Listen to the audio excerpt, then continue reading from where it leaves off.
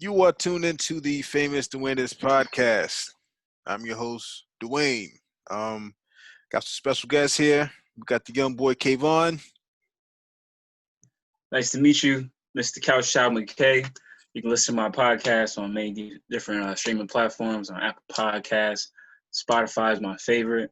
Google Podcasts, I don't know if you're using that, but also have an Instagram page. You can follow that as Couch Child McKay.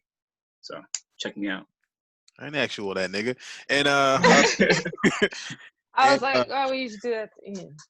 and we got Ajaya Divine right here. Say what up to the people. Hey, what's good, y'all? How y'all living out there? How your spirits up? And it looks like we got somebody coming through. At least they're trying to come through. Okay. Well, when his ass gets here, he'll get here. But so the topic of discussion today is we're talking about the list of demands for Black people. Hold up. Yo. What's up? Bum ass nigga. You ain't got no video? Nah, I ain't got no video, man. No video. Oh, Yeah. And all the sound effects. Yep. All right. Well, yeah. So we got Kev in the building. He used to be part of the KDD podcast thing. Ah. Give me a nice video. Way back in the day. So yeah, you came at the right time. We're just currently talking about what are a list of demands for Black people. You know, just trying to make it real. Oh shit. Okay. Gang, gang. You woke up like that?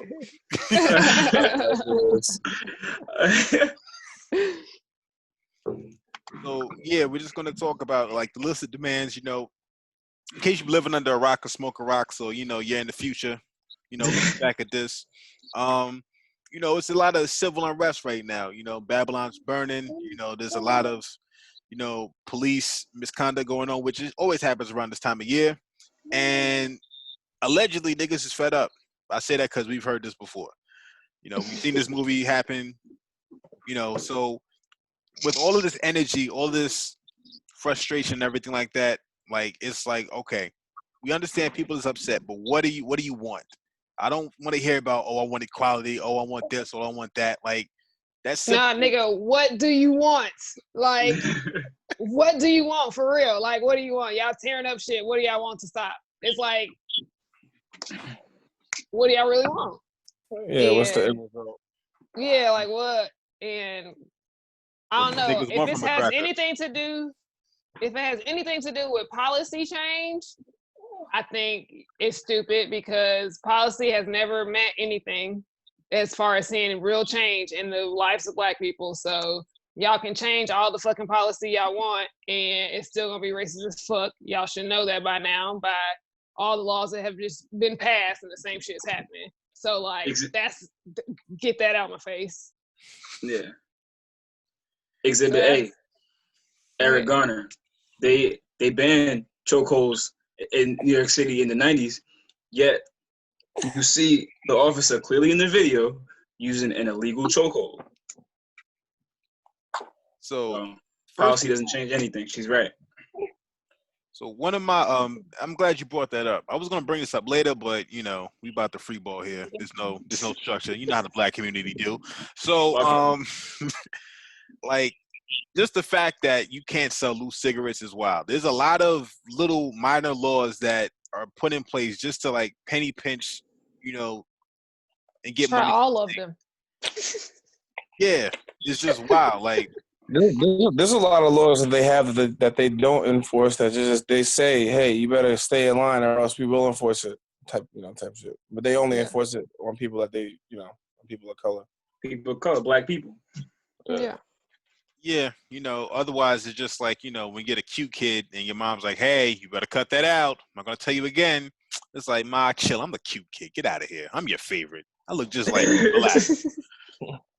And I think that that's kind of how it's been operating. So I don't know who wants to start off first with, I guess, some of their listed demands. or at least a demand, and we can kind of like, chime in on like how we feel about it.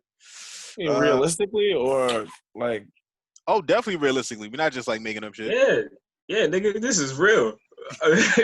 Yes, yes, King, this is real. Kari. Okay, so who started?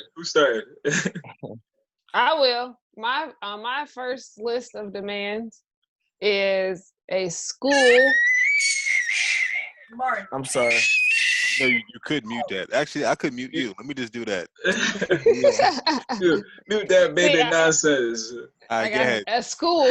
I'm not even upset with the baby because my thing is a school that is completely independent and out of the control of the state and does not have to follow any type of curriculum or anything that they put up, and a police-free something. I don't know, if you can get a block, get a block. If you can get a house, get a house. If you can get an apartment complex, something.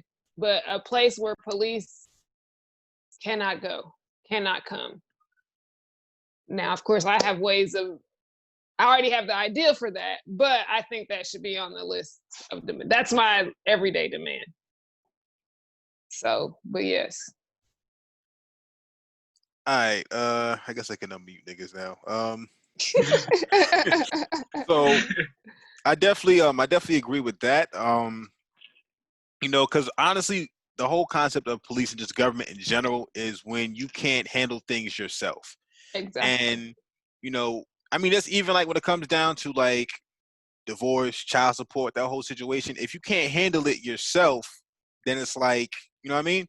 So wait, that didn't make sense. But if you can't handle it, it's like that's when daddy government comes in to handle it for you, because you couldn't put your big boy britches on to take care of shit yourself. So you needed the government, aka your daddy, aka the nigga that don't nobody want to stop living off of, to come and solve your problems and be a conflict manager and hold on to shit for you because you couldn't do it yourself. Exactly. So, Mr. K. Oh, so like personally, I would say abolish the police, but I feel like that's too it's too far of a demand at this current state. I know that disbanding the police department, or the mayor is disassociating like the city of Minnesota from the police department. But I feel like to do that nationwide would be like too much to ask, right? So the best way we can start in each state, each city, each county, whatever it may be, is to simply just defund the police. Not just to say, hey, listen, let's just take money away from them just to take power. That is a goal, yeah, but in doing that, we want to redistribute that money to housing. We want to redistribute that to healthcare, and redistribute that to education, especially in New York and Long Island as well, where they have a lot of redline areas, a lot of areas where when people either moved out here or bought homes out here, got apartments, they're redlined into these areas that are only around other Black people in poor communities and communities with higher crime rates and stuff like that, right? So once we start doing that, like, we're really going to see a lot of change in the country. And I think it'll be more natural wealth distribution or redistribution like amongst the country, because it's really hard for you to just simply say, hey, listen, like, we need to redistribute some of this wealth we got in this country, because ain't a white man gonna be like, oh man, you're not taking these dollars out of my pocket, right? Like, so it's not just gonna come from one person's pocket to the next. Like, it has to come from the organization itself, and then restructure the organizations and the groups that the government should have been upholding this whole time. And literally us, like, we just get like a mustard seed. We get the bare minimum to keep us going. Meanwhile, these other like neighborhoods, these other areas with more affluent, people of lighter skin get, better education, to get better housing, better healthcare. So we just need to see more change in the country. So, I agree. You know, I don't got a degree or nothing like that. But are you? I ain't got no degree either, nigga. Damn, I thought you did. Shit. Nah, that's a topic for another conversation. I was gonna say Kaplan. Yeah, man. Nigga walked though. I walked. Wow, this nigga's a full blown scammer. This is what Generation Z is about. So, hey man, fuck it. I mean, are you kind of implying that we're trying to get the system that's kind of been set up for our demise to kind of play ball? Is that what you're kind of saying, or? Well, all right. So, from my understanding, or from the way I see things, there's like a good 20 to 25% of this country that doesn't want to see us win. That number might be way bigger than what I think it is. I'm just thinking hopefully here, right? I'm thinking about 25 to 33% of America does not want to see black people win, right? What's your take on that, DJ? You know what? I'm gonna have Ajaya answer that question for me. So I mean, I would say that it doesn't matter about what the people want because the people don't run the fucking country. So I think all of everything else doesn't want to see black people win. The system itself doesn't want to see black people win. Therefore, they will not win in the system because the people do not run the system anymore. I think that's what's becoming clear right now. Also, though, I also think that people lose sight of the fact that there are a lot of people that try to get into the system to do the right thing. And a lot of times they end up, going down the wrong path. Yeah, they got like gatekeepers. Bought out. Yeah, they got gatekeepers and stuff like that. And it's just like, nigga, what you think was gonna happen? I've been in this position for 40 years. And you think you just about to come here? Like, you don't even got a name tag, my nigga. Like, get out of here. Get down and lay down. There's a lot of evil shit going on behind the scenes too. So we gotta take into account of that. Yeah. And I mean, well, I was like, one of my things always was to try and get some, black people as officials, get them in office and whatever. But it seems like that really doesn't do too much. I mean, it's a slow race, Mm-hmm. And I also think I would like to see us have some land other than the hood. Something designated for us only, that only we can open up businesses there. Not like the res out here where all they got is a bunch of fucking cigarettes. You know what I'm saying? You can get all kinds of cigarettes and shit. I mean, like all kinds of businesses. You have to, like, before anybody else gets dibs on any type of store or dentist or like dentistry or doctors, any type of, like, we get the first dibs on that first, and a special, like, a designated spot for us to thrive and shit. So we can at least see the dollar circulate a few times before, I get paid and I go to the smoke shop and go buy fucking cigarettes with the Afghanis and shit. You know what I mean? Right. That's real community. Like, you know what I mean? Like, that's just real community. And I think that's what we're figuring out is what we need. Like, all the support small business, that's like basically another phrase for community. Like, once you get communities of big people supporting each other, they all come up. Like, she do this, he do this, he do this, who do this, he do this, and we all work together to give back to each other. Like, bam. Yeah, the more self-sustainable we are, like, exactly. Or the more we're able to sustain ourselves, the less we'll need that government cheese. Or well, think about it though. But think about it. We're worked in, like, the economy is a very, very complex thing. I don't fully understand, but I do know that if we was to completely remove our money from it, like, the economy will collapse. So they'll probably do anything in their power to stop that from happening, or at least make it so that it's a smooth transition so it doesn't collapse the economy. Because if everybody just was to wake up one day and was like, you know what, fuck y'all, I'm gonna live totally black, and we didn't spend no money with them, they'll be fucked. They'll be done. They'll be finished. Exactly. You think they won't be? They'll be out here bombing shit just like they was like back in the day. You know what I mean? No, I don't. There wouldn't be nothing. There would be nothing to bomb. They would have no reason to bomb because they wouldn't like literally if everybody turned around and was like, nah, we're not gonna do that because we know everything follows black people. So if black people did it, eventually everybody else would do it, right? That's the real reason for racism is because whenever black people do anything, the whole world is going like everyone is going to follow. But if they literally wouldn't, they couldn't do anything. Like there's enough, they've let enough black people into positions. If black people really said, fuck it, it's gonna be some trouble before they could make stuff run smoothly. Because they done put a black gatekeeper everywhere. Yep.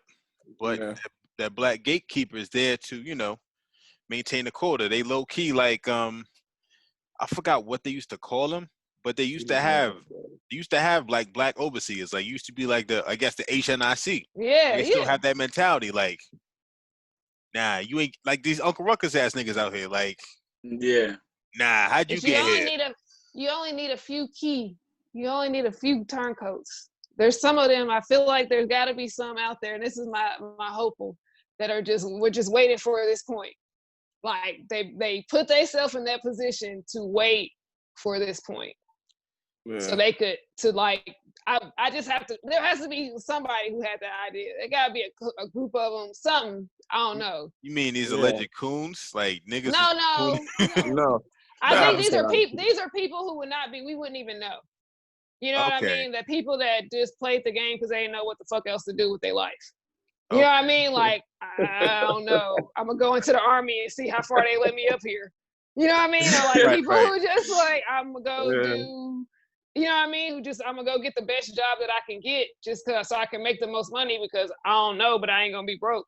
Those type of people. But at the end of the day, like, if we start tapping into those networks, I think that's when we start seeing like a mass organization on small levels though. Like we have those people in our communities, in your city that you could tap into. Like we need to start, every community needs to start on that small of a level because a national organization thing, all that's gonna be is Black Lives Matter. It's never gonna get nowhere. Funded by George Soros. It's a Soros music. But now look. So it's actually funny you bring up Black Lives Matter because I mean, for those who knew, you already knew this whole situation. My cousin actually like last night, this video came up and showed like where all the donations are going to as far as like Black Lives Matter are concerned. And it's all going to like the DNC and stuff like that. It's this whole big money laundering thing. But also people were starting to ask like, yo, like who's the accountant here? Like where's all this money going to? You know what I'm saying? And actually, because I brought up that it was a sham back in when I was in college the second time. And they tried to get me out the thing, they tried to get me out the paint. Why you talking like that? This is supposed to be good. You're supposed to be proud of this and blah blah blah. And I wrote a whole paper like, nah, these niggas is garbage. But but I remember on the website it said that they were trying to create a community that didn't involve men. They didn't specifically say it, but that's basically what it turns out to be. So now my cousin put his hip to game, and the thing is with me, I don't like to just force feed. This is what it is. Like I don't like to do that. I don't like to be preachy and stuff like that. I'll give you like the breadcrumbs. You can figure it out. I think that's the best way to do it because if you don't have the mental capacity to figure it out, I'm just wasting my time. Honestly, you might be an op. You may be able to get it, but you don't want to get it. So you want to get it. You know what I mean? So I go to the website this morning, and they have a whole new section now. They rewrote it and everything. But this part in particular stood out to me. I'm about to read it right now. This is verbatim on blacklivesmatter.com. I believe it's under What We Believe. We are self-reflexive and do the work required to dismantle cisgender privilege and uplift Black trans folk, especially Black trans women who continue to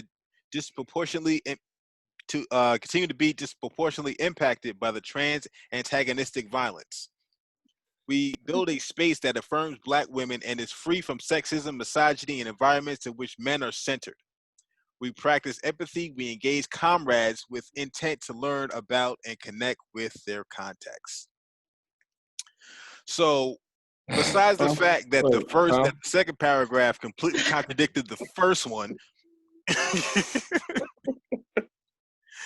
like what is cisgender privilege, and then you're trying to say that you're affirming black women, or black women not cisgender? Not cisgender. Wait, what is that? That's basically the mission statement for Black Lives Matter. I mean, I heard what that. is cisgender? What you said, but what was you said non-cisgender? What is that? Cisgender means like you're considered a cisgender male. Because your gender and your sexuality match. Your gender and your sex match. Yeah, but see, what I don't understand, I mean, I guess Black Lives Matter, that's cool. You know what I mean? Let's fight for equality and all that stuff like that, because at the end of the day, that's what we're here for. But we need to be talking about fucking money. Like, you know what I'm saying? Like, I don't know, man. It just seems like, I understand people are like getting, put that back right now. Put it back. Stop doing that. Oh, he acting up too? Yeah, you know, kids, whatever. I just feel like we should be more focused on where our money is going and creating a stable economy on our own. That's what we talk about, nigga. And Getting the police and all these fucking racist people away from us or whatever. You need money. Like if we focus on where the money is going, we're gonna be able to create our own ecosystem. We'll be straight. And then we could deal with our own issues ourselves without having to have somebody oversee what they think or try and push their ideas on what they think we should be doing. So that's why we have to get people off of the Black Lives Matter train. Like we need all that energy. Like that's what these things are orchestrated for. Black Lives Matter is literally stealing all of our energy to build for ourselves. If those people that was all Black Lives Matter were as devoted to just building in their own community and building together, this shit would be over right now. But Black Lives Matter is being pushed, and that's being the thing to steal the energy, like to steal the people's energy. Like that'd be like the spiritual stuff that don't nobody even want to get into that they be doing. But I'm like, y'all, they stealing the movement by putting out Black Lives Matter and everybody supporting it. Like, yeah. And so when I sent that message to my cousin, she was like, so wait, so this is basically like an LGBT thing? I'm like, yeah, that's exactly what it is. And, you know, for the record, I don't care who you have sex with, as long as it's not animals and children. I don't care. I don't. But, you know, this is basically the same kind of hijacking that went on during the civil rights movement.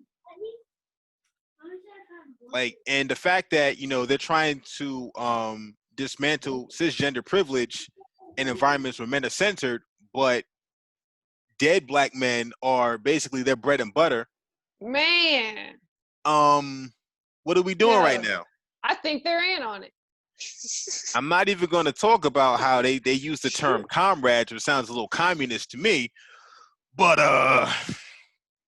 it's anyway. A lot. Yeah, it's a lot. And this is just a part of it. That's like there's a whole big ass. Say what? I'm sorry. Go ahead. Yeah, I'm just saying. There's just that's just a segment, like a snippet. They have this whole big ass thing, and I'm just like, nah. So a whole bunch of bullshit. Basically, now again, organizing locally with the people in your neighborhood and stuff like that. That's perfect. That's ideal. Because honestly, like when you do it like that, it's less moving parts, less opportunity for corruption.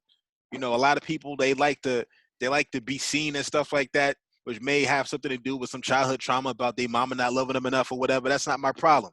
Look, the deal is, you know, you need to move behind the scenes. If you really want to take things over per se, you know, you don't need to be loud with it. You're not going to be like, yo, we're about to dismantle this thing. Like, imagine somebody saying, like, yo, I'm about to snuff you. Yeah. I'm about to hit you with the left. Right in your shit. I'm about to hit you with the left right here in 5 seconds. Ready? Yeah. like niggas think it's like a video game. Like, it's like an anime where they say the move they do, just like jab, jab, cross. I'm like, yeah. Like, what do you mean? Here's the thing about it is I don't think people really want freedom. Because for one, people don't actually truly understand what freedom is. Or what it comes with it, yeah. Or what comes with it, because with freedom comes responsibility. So like, yeah, so all the things that you run to the police and all the things that you run to the government, the courts and stuff to handle for you, where you gonna go? How you gonna handle it? What's your code of conduct? What's your ethics? How do you operate? Like, and people don't actually want to sit down and redevelop it.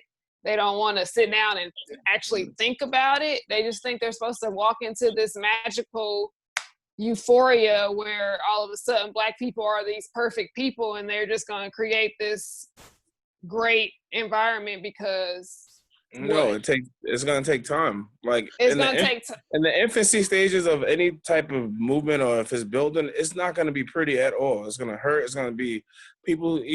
People like me. I'm lazy. You know what I'm saying? Like I would actually have to get off my ass and start like doing stuff. You know. So, but I think everybody has to know their place, and not everybody can't be big Indian either. That's a lot of things. I think that's something that we struggle with within the Black community, because everybody wants to be heard, and not everybody is going to be the voice. Not everybody's going to have, everybody needs to know their place. Nah, I'm trying to be that nigga. And people need to define their goals. We can't act like all Black people want the same thing. Like, that's another fallacy. Like, yeah, true. I understand we're trying to show solidarity amongst each other, but like, we don't all want the same thing either. You know what I mean? Like, so if we stop trying to make, pretend that and find people who actually want what you want within the Black community, then go from there. Like, we ain't even got to like set a goals together. Yeah. Like small, like I feel like it's better, like you said, like it doesn't even have to be a nationwide thing. I mean, a nationwide thing is just to wake up.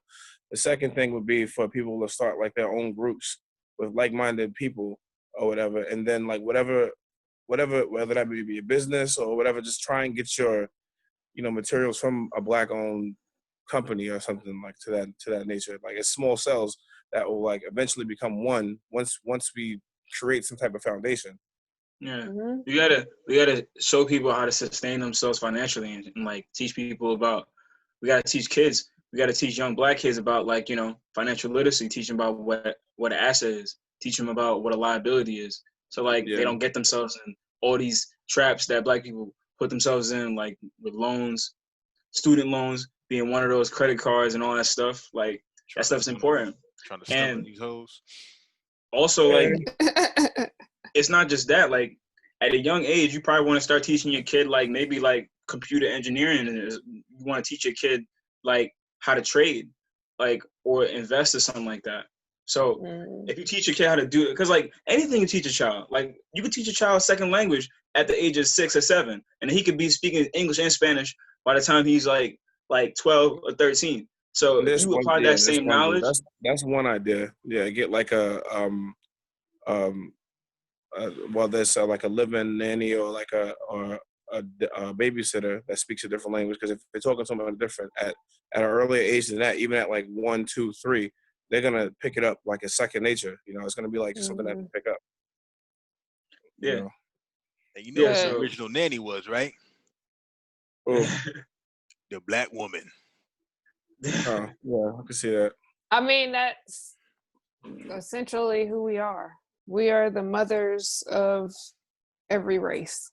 Yeah, we're caretakers. You know what I mean? Like, yeah, like, so even like white, Black, Chinese, whatever, like in a way, it all comes from us. So like you know what I mean? Like, so we know we also have the biggest hearts as a people. So it's easy to play on our emotions. And, when people aren't really trying to think of how do we really move forward from it? Like, how do we really not put ourselves in this situation again? And I think it goes back to self-sufficiency. So like for me, I'm saying, all right, where are we growing our food? All right, who's making this? All right, like how do we come off of as much of anything outside of our circle as possible. And then we keep growing our circle until it gets to like, we don't need shit from nobody. You know what I mean? Like when we go find another community that's like, hey, we don't need shit from nobody either, but what y'all got? Like, okay, exactly. let's, you know what I mean? Like, be real good at and like we can, I feel like that's where I see real remedy going. Like, I don't got time for voting. I don't got time to vote. I don't got time for none of this trickery. You know what though? I kind of feel you on that too. Getting taken advantage of, I created like the byproduct of that was like pretty much like how like the mentality is in the hood. It's like just get what you can from who, like, you know, no matter whose throat you step on, do a little bit of good so people don't really hate you like that. You know what I mean? It's more of a game, but it's not natural. You know what I'm saying? It's not a natural way of living. Look, black people have been the designated driver for civilization since the beginning of time. And all of our friends are assholes. They throwing up, they getting in fights, they're doing all of this. And we're all just like over here trying to take care of this one and that one and this one and that one. Yeah. It's facts. And then when we get pulled over, because, you know, somebody want to throw up outside the car window, who's getting shot? That sounds very specific. Are you triggered? Nah, but but that ass though, it's just like, you know, we need to hold our own nuts and let other people hold their own nuts. Accountability on both sides. It is very key. You need to hold the white man accountable for holding us down systemically since the beginning of time. And we need to hold black people accountable that don't want to get their shit together. Yeah, that's true. So there's actually there's been talk. Fox News even put it on I saw like a screenshot or whatever. You know, I don't watch the news, but every once in a while I get, you know, whiffs of things. So they talking about this whole reparations thing. And this is actually the first time they actually brought up like an actual number of how much everybody would get. So now they're talking about $300K per person. You know, granted that your parents, you know, you have like slaves in your lineage and stuff like that. So I'm thinking about it like this. Now, if everybody pools that money, like in the community, like in their little communities, you build a new community. Just like that. It's really that simple. Yeah. We put money together for bottles, for hookers, for weddings, for all kinds of stuff. Let's just like really make that move. My boy Darian, who was supposed to be here, but he married and, you know, doing marital stuff. So not sex? No. Yo, shots fired, yo. Y'all need to chill, though. Listen, I never have sex. I never have sex, and I'm not married, so it's okay. The Virgin Ajaya. Kettle. The Virgin Ajaya. So, like, you know, he was like, "Yo, like, we need to be tax exempt." That was on his list of demands. I went on Facebook and like posed a question like, "What are we gonna like? What are your demands? Like, be specific." And he was like, "Nah, we need to be tax exempt. Like, we shouldn't be paying taxes. Like, we've already done enough." And I think that's legit. And I'll definitely that is legit, especially when you own property and shit like that. Yeah, that requires. You're talking about. You said we need to be tax. You talking about if we was to get the 300,000, like for that to be tax exempt? No, just in general, like us being tax exempt, like not paying taxes. Period. I mean, yeah, that would require us to come off from under the United States. The white man's teat. But you know what you have to leave when you leave is you have to leave his fucking labels too.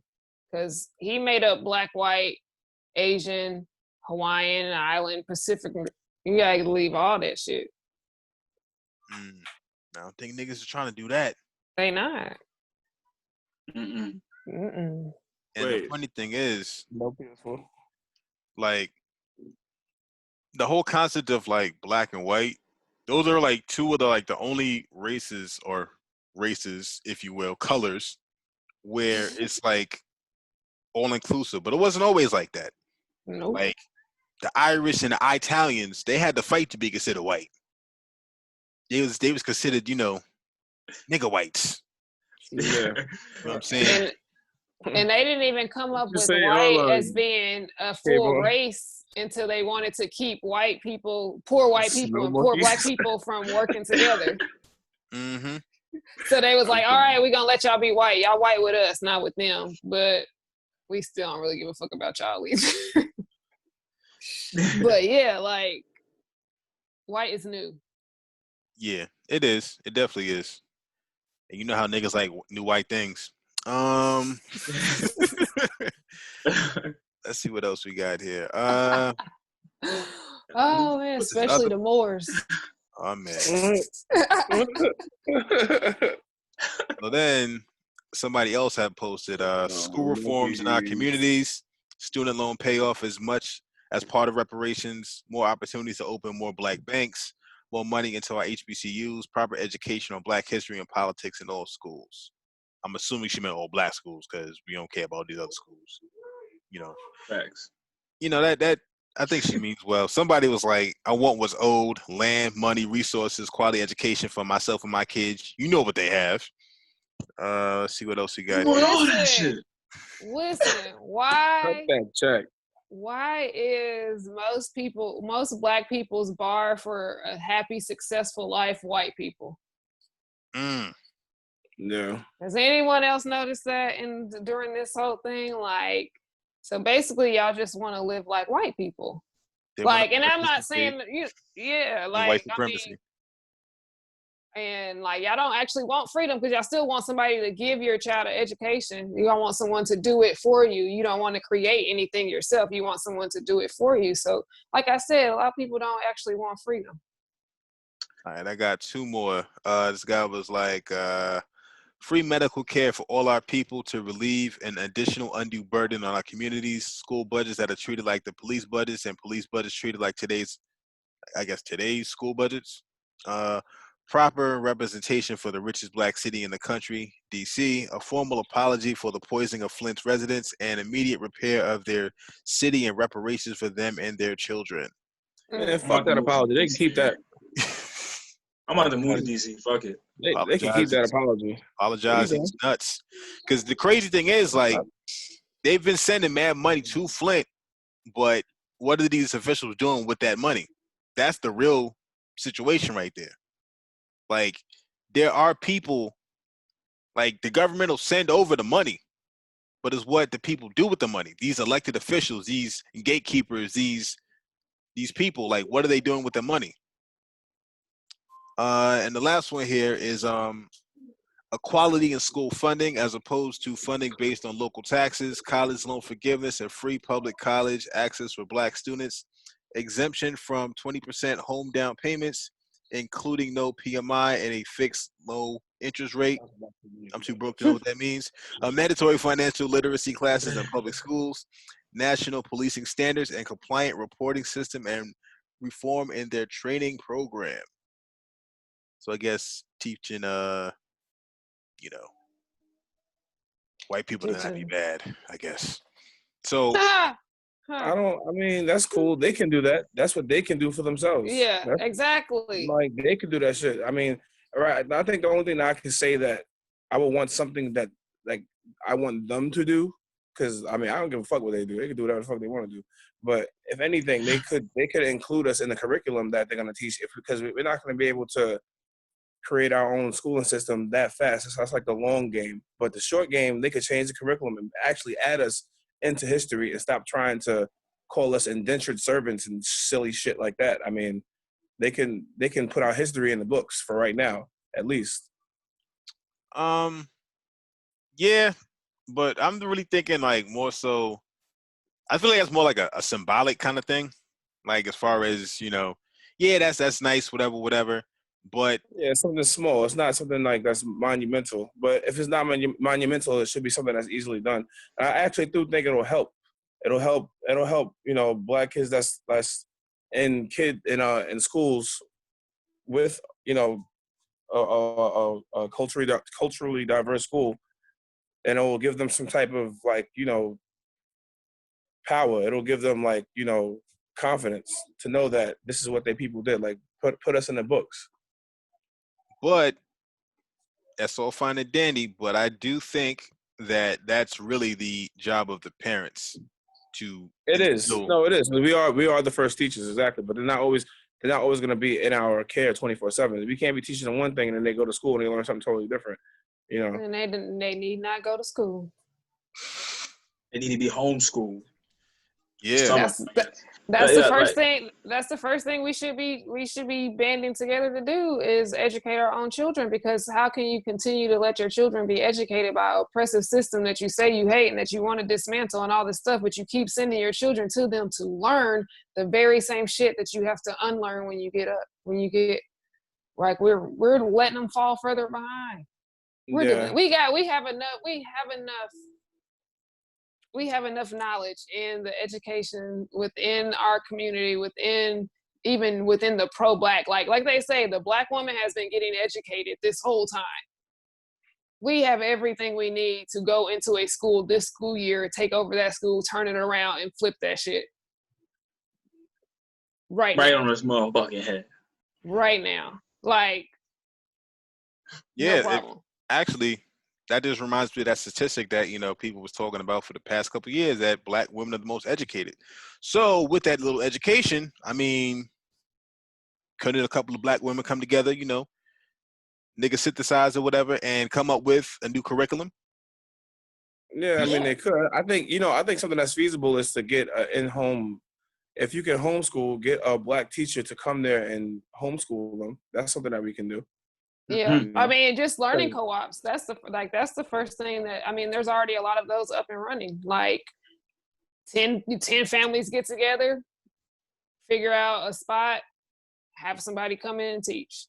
Like, bam, that's, you know what I mean? And like, it's really that simple. And yes, some people have to sacrifice like money.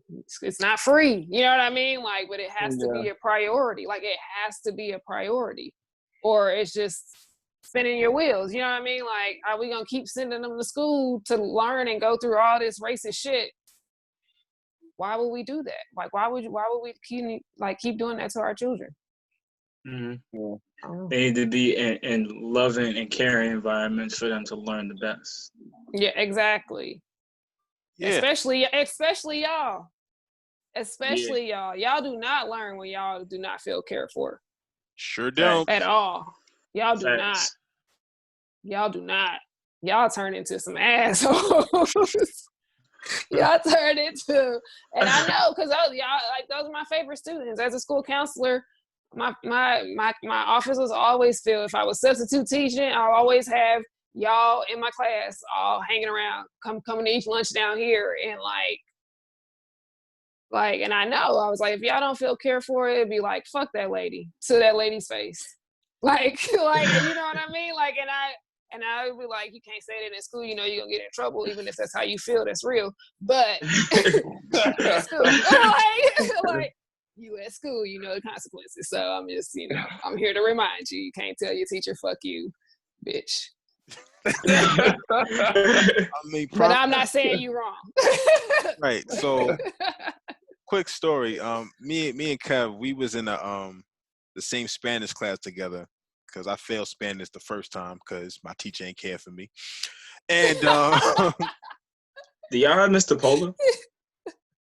Nah, I had her my last year, but yo, she's a goat. She's the goat. She's a real one. But anyway. Yeah. Anyway. Your ADHD. So me and Kev we wasn't the baddest, but we was pretty bad. It was some wild shit going on in that classroom. And I think there was one time they held us back. Our teacher held us back. She looked just like Triple H. Dude. You remember? Yeah. And I remember she sat us she held us after class, and she just kind of like, because I found out that, you know, saying playing with yourself, we were doing reflexive verbs, and I found out that playing with yourself is like jugarse. Jugar is to play. So I brought that up, and I tried to be like, man, like how do you say you played yourself in Spanish? because my other teacher didn't care about me, had told me that like on the low. Like she kind of said it like she didn't mean to say it. She was just like, that means like. So I was like, how did you play yourself? Whatever. And then I said that, and then she looked at me like, oh, this nigga think he's slick. So after class, she was like, I saw what you did there. And then like, I don't know, like we just had like a talk, and then after that, we wasn't that bad no more. It just seemed like it's because the thing is like it's all a show, it's a semblance of control. You know what I'm saying? Like and I think a lot of times like the class clowns, and Ajaya could probably attest to this. Like the class clowns, they have an understanding with the teacher. It's like I'll let you get your little outbursts out and stuff like that, but at a certain time when I say reel it in, you gotta reel it in. Like I let you rock, but you gotta reel it in. And I think like after that conversation, like we wasn't that bad no more. Unless I'm making shit up, Kevin. What, am I lying? Or? I mean, that was a long time ago, man. You already know. But yeah, I used to use the class. I used to use the class clowns to control the room. So I would anytime I subbed, I would always make the class clown my best friend, and we would clown on these people together. And when the class ever got out of hand, they would handle it for me. Like, hey y'all, we getting loud. Chill out. Like, yeah, y'all heard him. You know what I mean? Like so yeah, like I mean, but it's crazy how many teachers do not know how to build relationship with children. Like they're teachers, but they hate children. They don't know how to build relationships with children. And we are a relational people. You know what I mean? We are energy, or we feel energy. We know when you don't like me, really. Like that's why the kids be getting mad, and they be like, she don't like me, but why would you say that? Because they can feel her energy, that she don't fucking like them. They don't know why, they don't know how. They're still fucking 8 and 9 years old, but they just know this lady don't like me. You know what I mean? Like, and so like, it's just, but some teachers are horrible too. You know what I mean? Like, and racism plays into it, and all kind of stuff plays into it. But like, I will never forget it. I was in then we're gonna get back on topic because we all over the place, but it just shows you how niggas is fucked up out here in these streets. But I remember I had to be in either 2nd grade or 3rd grade, and I had like a full-blown argument with my teacher because she was trying to tell me that Egypt was in like Europe somehow. And I'm like, bitch, look at the map. I was like, bitch, look at the map. Again, I'm in 2nd grade. Head still the same size as it is now. Pointing to the map. Like, yo, it's right here. How is this not in Africa? And she tried to tell me up and down that that's what that was. And it's goofy. So, I think, honestly, going back to like illicit demands, we definitely need to revamp, how we educate and teach our children. We definitely need to have them being taught by somebody that looks like them, that's invested in them and their future. I didn't see my first black male teacher I didn't have my first black male teacher until my freshman year of college at a black ass school. Like there was one black teacher, but he wasn't my teacher, and he looked just like my dad, so I always was kind of like shook because I was kind of like acting out, and I was like, he was always talking about like, yeah, I'm gonna pull up on you one day and not tell you, and that nigga looked just like him for the back. Pause. This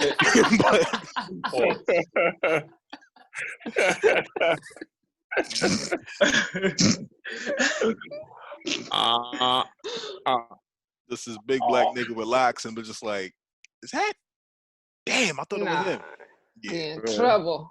Yeah, so we definitely need to have that, and that's like mandatory, and we need to really take a look on the inside and be like, why are we afraid to doing that? Is that like the whole thing that MLK is talking about? Like we're afraid that we're greater than beyond our own measure, our own understanding? Is it like what is it? I guess it's just like niggas is just chilling. Niggas is content in the oppression. Yeah, comfortable. At one point though, like, within the system that we live in, we was told that we had to do this, we had to do that, just to make sure that whitey don't crack us in the head and take us seriously. We got to keep our tone down. Otherwise, we're just going to, like, our grievances is just going to go over their heads because, oh, you're just another angry black man or angry black woman. Like we was told we had to conform to survive in the environment that we're in. So now that things are starting to change a little bit and we're getting a little more and more power, we're starting to realize, hey, fuck that. I don't gotta take my do-rag when I'm walking around in the village because people won't look at me, even though I know they might call the boys on me. I'm gonna rock my shit. You know what I'm saying? Like we could do like, you know what I mean? I mean, if they was like wearing one of those bandanas that the bikers be wearing, would nobody say nothing? I wouldn't. I think he's cool. Like, oh, look at that guy. He's cool. So again, I think it's just about going where we're wanted. Like, yeah. I think pretty much everybody's mama told them like, yo, don't go nowhere you ain't invited. Yeah. But I think in some ways that a lot of Black people are still intent to prove that they can fit in this system and they can thrive in this system. You know what I mean? Like they still are hooked on it. Like they still want to prove like, no, we can do great things too, and y'all are gonna treat us fair. Like they don't like we gonna stay right here until you do it, rather than saying, well, fuck it, we just gonna go over here and do something ourselves and fuck y'all. Like they're just still trying to prove that they're Black. We're just as good as you. Yeah, exactly. We're just as good as you. Like instead of actually proving that you're just as good as them. Like not that you have to prove anything, but like what's great about like today's day and age is that like we don't have to create another like brick and mortar Black Wall Street. We got technology now that can actually like this app called One Black Wall Street. I remember I was talking to DJ about this, I think on the last episode, but they pretty much just have like a list of Black owned businesses that you can choose from. Is there's like food, restaurants to services and like cannabis and stuff like that. There's like a lot of different areas that you can choose from. The app isn't fully developed from what I can see, but if we can get like a lot of Black people on one platform, get them on one accord, the Black businesses that we already have, that's the best way that we can create like a new Black Wall Street without even having to, set up our own town and set up our own county. We could just be all over the country with it and not have to move nowhere. You know what I'm saying? Yeah, that's true. I mean, everything is digital now. Yeah. Facts. Yep. And Forex. But here's my only thing with that is that means that you will still never be safe in your own community. Well, that's true. Well, that would be my only downfall because you're still mixing. We wouldn't ever have to move per se ourselves, maybe, but like in the generations to come, I feel like that digital foundation is something that could, propel us in the right direction at least. That would push them to be able to do a physical. Yeah. The Jews and the Italians and the Chinese and all these different groups only were able to, like, they pooled all their money together so they can stay together in these close areas in a city. So if we just took that same idea, real quick, young man, they laundered their money. They pooled their laundered money. Yes, pooled their laundered money. Don't forget that. Facts. So if you're out there selling drugs, I just want to let you know, you need to put some money aside. Don't buy the whip. You're making yourself a target. Put some money aside and have an exit strategy. I remember this one cat that shall remain nameless because I ain't no snitch. He told me he had an exit strategy. He's like, yeah, I'm gonna be doing this since I reached this, and then after that, me and my girl, she's doing whatever. I'll put money into like her business, and then we'll just do it like that. And I'm just like, you know what? The future's not fucked. At least you got a plan. You have a plan. Exactly. You have a plan. Hey, brother, sell your crack, my brother. I see you. Yeah. Hey, listen, if you're gonna be mad at the street pharmaceutical salesman, you gotta be mad at the one behind the counter in the lab coat too. Absolutely. I see him as fuck that nigga, the lab coat. Fuck that lab coat, Point Dexter ass nigga in the lab. Fuck the pharmacy. Man. Yeah, that's definitely another thing. Yeah, it's definitely another thing. I'm just saying. I'm trying to think if we have, because as far as I think last week I had went on a crazy rant on IG story, and I posted a bunch of like different $1 billion corporations. One of them was Chase Bank, JP Chase and Morgan, Brooks Brothers, a bunch of other ones. And they all had their PR statement, to the blacks or whatever, like, yeah, we appreciate you and whatever. New York Times, one of them, USA Today. And come to find out, all them niggas own slaves. So when it comes to yes, so when it comes to reparations and all of that, instead of solely getting that money from the government, these niggas, if you really about it, you need to come up out of pocket, or else we're going to mass exodus out of your establishments, out of your companies, all of that. We out. I ain't banked with Chase, and like as soon as I found that out, I was like, yeah, I'm going elsewhere. Just like that. This was at least 8 years ago. JP Morgan Chase, that's like the mafia. Did you see that video or that? I saw some post of like some like huge tanker that they had that was moving like bricks, like containers of bricks. And then they flushed their dope down the Atlantic Ocean toilet. Oh, something like that. I did see that article. Yeah. Not just an article, my nigga. Pictures. I seen that. A picture paints 1,000 words. I don't want to read the shit. Show me that shit. I want to see it with my own eyes. 1080p. I need a video of the tanker moving that white. Moving that dope. This is what they do though. Like they be in on everything. They not letting no money come across the table. If you think there's something that they are not trying to put their hands in, they are not letting no money come across this table if their hands are not in it. Drug money, sex trafficking money, investment money. They want all the money. Fuck Ronald Reagan. I want all the monies. All the monies. Plurals. Yeah, and I mean, and they've been like that. I think even like supposedly they was responsible behind the Titanic sinking or something like that. I heard that. Allegedly. Man. Allegedly. I heard that had something to do with policy because it was some people on there to vote on something. Yeah, a lot of people with money that was trying to do the right thing. Allegedly, that's back. Allegedly, a thing. As if I don't know. I don't believe nothing nobody say no more. Yeah, that's a big fact. You know what though? That's also woven into our DNA, like not to trust shit. Like, man, but you know where that shit start? Besides, all the oppression and shit. But when we start telling our children these fucking fairy tales and that Santa Claus is real and a tooth fairy and shit, confusing people, we confuse reality real young. And ever since then, you be like, nah, I don't believe it. Because remember, you lied to me about Santa Claus. Can't trust it. Yeah, if you can't trust your parents, you can't trust. Man, I can't even trust my mama. It be your own parents. So. But I don't believe shit. I don't know. I just got a new view of history and how history went down that kind of just took my whole world and flipped it sideways. Not all the way upside down, but just like cocked it to the side a little bit. So I was like, damn, I don't believe shit no more. Yeah. I remember my first time reading about Black Wall Street, and I was like, it's like that out here? Like, that's really how niggas is doing this? Like yeah.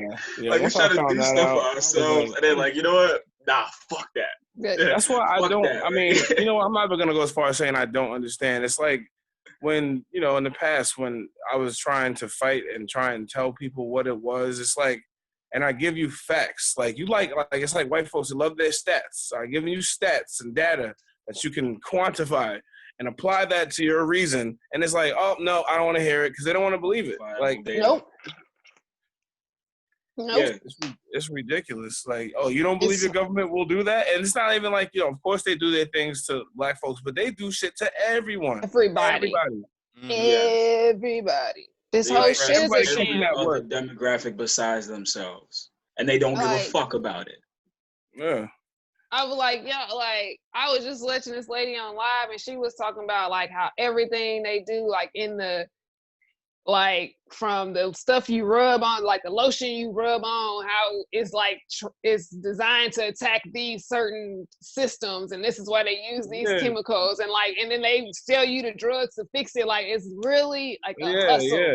Like, it's really, really, really a hustle out here, y'all. Like, And that's why I get sad, because I just be seeing black people out here just like getting hustled, which I would never let another black person hustle you like that. But you let the fucking government hustle you out your fucking drawers and be out here naked with a protest sign. Like, stop, I can't fucking breathe. Get the fuck out of here. Like, man, they throwing hustle all over the place. Yeah. The whole race thing is really low hanging fruit. And that's the crazy part about it. Like, it's really low hanging fruit. That's like the obvious thing. It's so much deeper than rap. And, you know, honestly, like, that's like the first thing we need to get together, because there's just so much more. There's like, if niggas got the future they really wanted, you know what I'm saying? Then they realize, like, damn, like, there's so much more I got to do. Like, man. Yeah. Like, that's why I said they Barbie white people and they don't realize that everybody's getting fucked. Like, everybody's getting fucked in the ass. You just want to be the white man getting fucked in the ass instead of actually be free. Like, come on now, wake up. Like, man. Sorry, my bad. Yeah, just got a little anal just now. I see what you did there. Once again, granddad. All right, well, this nigga. So, yo, you know what though? Let me just say this though. I am proud of like this generation coming up though, because they are really showing out, and I couldn't see myself doing that as a 16, 17, whatever, 24. I don't know. Like, I couldn't see myself being as vocal as they are. I went to one of the rallies. I went out there because, you know, Smithtown, with that whole thing, everybody calling them niggas and all that shit. I was out there because I wanted somebody to say that to my face. I was going out there for action. That's why I went out there. But then I got the look. Really, like, they really give a fuck. These kids, as misguided as they are, they give a fuck. And these are the people who's gonna, like, they already hit the race thing right now at an early age, which means that they're gonna hit that next phase very soon, and they're gonna start to change shit.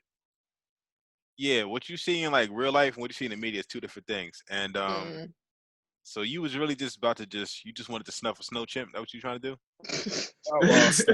Oh my God, no.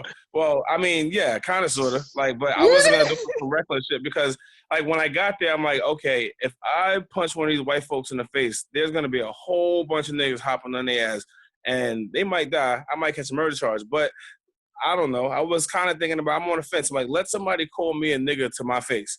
I was either going to try and suppress my anger and talk to him and be like, yo, and try and, like, you know, kick knowledge to him. And if that didn't do to him, then I was probably going to hit him with the left and the right. I was probably going to fuck him up. So real quick. It's too close to home. It's in my backyard. And we always knew that there was subtle racism in Long Island, but, like, for them to be on some wild and shit like that, I'm like, nah, y'all not going to feel safe. I'm going to make y'all niggas feel uncomfortable. Y'all was out here talking to kids that way, hitting women and kids. Let my big ass come out there. There was people, like, and you know what? The energy attracts. When I was walking, there was other people, big diesel, older guys like me. We was all walking together looking for it. We're letting everybody. Dang. Pros. They was letting everybody know that they was here. Let somebody. We almost snatched this guy out of his car because, like, we was walking past and he was, like, laughing, and you could tell, like, people when we was walking next to their cars who fuck with the movement, who didn't, and whether they were scared. There was one guy who was dirty as shit, back in the woods type nigga, and he and his car, he sped off as soon as he did it. But I was about to yank him out of his fucking car. Then I had a water bottle. I'm like, let me throw this water bottle at his car. But what is that going to do? It's not going to cause no damage. So let me just keep walking. Like, I was really mad. I was very, very mad. And the DJ will tell you, I don't really do well with the racism shit. You're not going to call me a nigga to my face and think that I'm not going to change your life. Fuck karma. I believe in it, but I am karma. Like, I will change your mentality today. It starts now. It's like a program. Right cross karma. knock a racist punch that nigga out. Head off next time. I always he'll wake up and he'll be like, you know what? I don't think I should do this anymore. Maybe as racist as I am, because it's not good for my health. It's not good. Look, I always say that, like, white people, like, I be like, yeah, you can say nigga if you want. You can say nigger, all of that. Are you willing to face the consequences of saying those words is what the real question is, because nobody can stop you from saying anything. Like, but that don't mean you're not going to get your ass kicked when you say it. Like, so, I mean, like, if you want to say it, then say it. Like, I don't know what to, like, because you might run into him you might run into him and get snatched out your car. Yeah. I don't know. I don't know. Listen. So, man. So again, as far as illicit demands go, I really think that probably the best thing that we need to do, especially in this contrived climate, because this isn't an accident. You know, niggas put things in motion for this to happen. A lot of people are like, you know, looking at the videos, they're looking at this, that, and the third, and it's kind of like triggering certain things in them. And a lot of times, you know, first of all, the media knows exactly how to trigger you because everyone uses social media as their diary. They talk about like, let this person do this. I can't wait for whatever. You know, like they're just, man. Matter of fact, back in the day when I used to be when I was on my Tariq Nasheed like pimp coach thing, like this dude was like, yo, I just got this girl's number, whatever. Like she added me on Facebook. I'm like, all right, let me go to her Facebook real quick. I could tell by the way she was looking in a photo, the way that she would look at the camera, like, yeah, she got low self-esteem, whatever. Or this is her best friend. Nah, that's person she said bro, but she really sleeping with him. Like I was able to pick that up, just like based upon like, you know, the eyes and stuff like that. Mind you, I didn't read like any of the stuff because no, at that time I was borderline misogynist, but so I didn't care about her thoughts. But the point is that you're using social media as your diary. You're giving out the blueprint to how you tick, whether you know it or not. People talk about like, I'm different, you know, you only know what I show you. What you're showing says enough. Yeah. You either have to just not care enough or just be strategic enough that you're only showing like enough of yourself to, you know, just to have some character on like an online platform. Yeah, you're making a statement, whatever it is. It's just a matter of fact, is it intentional? Or are you just giving out all your energy for people to just pick up what they want to and be able to manipulate you and do what it is you do? You know what I mean? Like, are you using it as a diary or are you using it constructively? And maybe the diary is what you need it as. I don't know. Hell. Listen, I used to be on Twitter a lot back in back in my day when Twitter first came out. Yeah, that was the wild west. Like 2010, 2011. I was getting them tweets off. I was so problematic. I mean, I'm still kind of problematic, but I was really problematic. But that's fine. That's part of my character. You know, that's me. So now it's cool.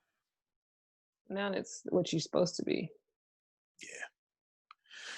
So, what do you guys think about? Let's see. I'm trying to go through like the many things that we need to do as a culture and as a community.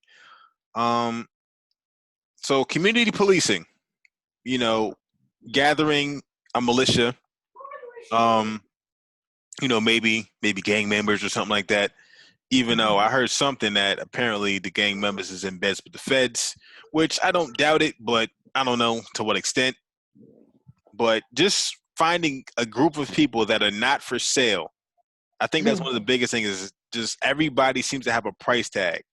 And when you have someone that has a price tag, you're corruptible, you're for sale. And if you're for sale as a human, that means you're a whore. So with that being said, what do you guys think about like community policing as far as, you know, okay, this person got the strap on Thursdays, this person got the straps on Wednesdays, like, you know, like what is your take on that kind of thing? How do you think it could work? Well, like I think like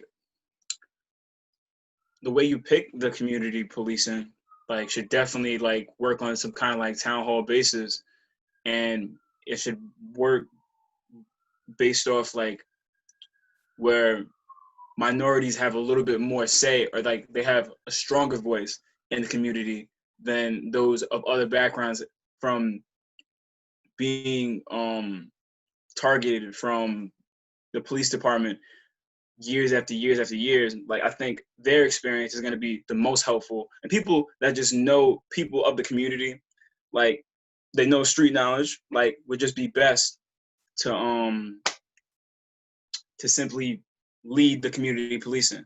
So I think it's got to be a town hall. Minorities have to have a voice, and like just knowing people, just people that actually know the people and know street knowledge. So those are my 3 things I think are important to keep. So an authority in the community, like not like the authorities, but like an authority, someone that's well respected, a man of the people, if you will. Yes. The unofficial alderman. Yeah. And if we got our own towns, ain't no minorities because it's just us.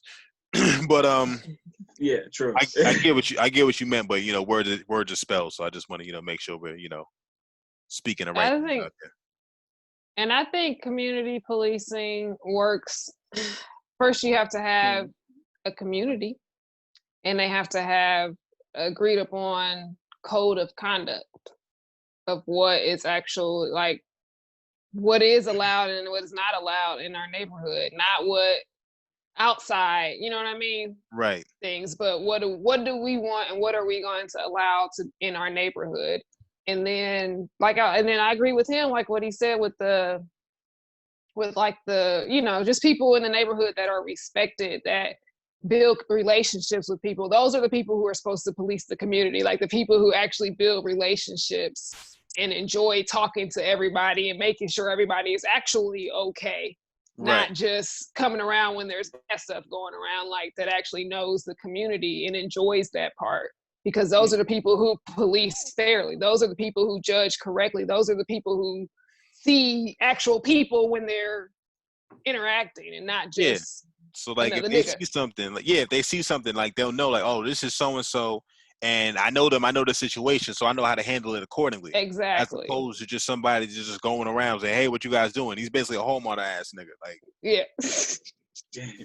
so, and nobody likes that nigga. Nobody ever likes that. And no one likes a person that just like, what y'all doing, just to see like if y'all getting in trouble. Like nobody likes that person. Even if your intentions are good. Like, what you doing? Nothing, snitch. Go, leave, bye. There go. Fall back. Like, even if you're not doing nothing, like you still gonna be like, just get away, because I don't know what you on. Like especially with like that tone, like what y'all doing? Like minding our business, go away, Chester. Yeah, exactly. We talked about homeschooling, which I definitely think is a big thing. I'm not crazy about. Again, this is just first of all, we just need to like get out of Dodge. We need to like isolate all the niggas need to like do niggle synthesis or whatever, and like small pockets across the nation. You know what I'm saying? And just kind of like start from there. That's the first thing. Like-minded people like develop their own different tribes and stuff like that. And even the fact that as far as the businesses are concerned, like there's a lot of oversaturated stuff. It's like, oh, this person does hair, this person does whatever. But at the same time, like if we're all in our own separate pockets, we can trade amongst ourselves. So this person may have this kind of formula, whatever, but they can trade it with that other person, and there's not, taken away from their bottom line because we have our own little section as opposed to, that's just like all the Koreans, all the beauty shops owned by the Koreans. Mm-hmm. You know what I mean? They're all in the business. They're literally all in the business, and they all do very well. So even we can be as saturated as we want to, because the other thing we know, whatever we create in our communities, the world is going to want, because they've been living off of us for forever. Entertainment, fashion, anything, everything. And no matter what we do, we are going to be a commodity to the world. And that's the other thing I think we're underestimating. Like, we really don't need shit. Like, we really could go in the jungle butt naked, and we go give us a couple years, and they gonna be like, damn, look what these niggas done did in this shit. Like, real shit. Like, it's just like, damn. Like, I don't think we don't really respect and really own the fact that we are the creators of civilization. Like, we don't need nothing from nobody, and we have all the knowledge. Like, we don't really embody that. We need Akon. Man, definitely Akon. I'm dead. Well, Akon, he is Akon because he got. Oh, really? He got. Oh man, drop the bomb on me, man. Yeah, because now like I forgot what part of Africa it was, but like they basically gonna own China. They're gonna own China like for like the next million years. Wait, what? So they just turned into a new America? Yes, and that's where they trying to get. That's why they trying to get all the niggas to go to Africa. All this whole back to Africa. You go back to Africa because that's where y'all was just starting this shit that y'all been doing. Just so we can be slaves to the Chinese now. Oh yeah, my yellow. God. Yeah, hashtag yellow is the new white. Yellow was the new white.